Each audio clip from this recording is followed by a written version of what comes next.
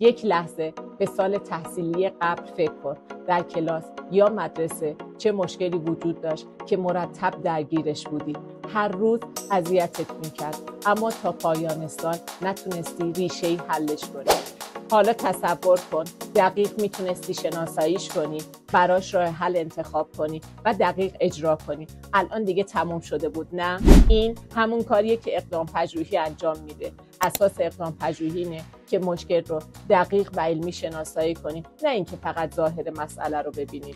بعد از بین کلی راه حلی رو انتخاب میکنی که با شرایط مدرسه و کلاس شما همخوانی داشته باشه و در نهایت مرحله به مرحله پیش میری تا به نتیجه برسی. مدرسه تراز سند تحول همینه، جایی که مشکلات رو نه انکار میکنی نه رها، بلکه به صورت علمی اونو حلش میکنی.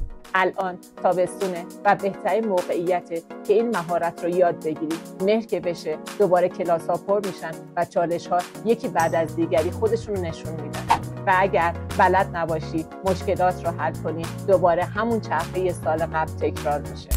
با اقدام پژوهی مدیر و معلم مدرسه تراز سند تحول بنیادین شد. برای اطلاعات بیشتر در زمینه پژوهش میتونید به شبکه‌های معلم حرفه‌ای رجوع کنید.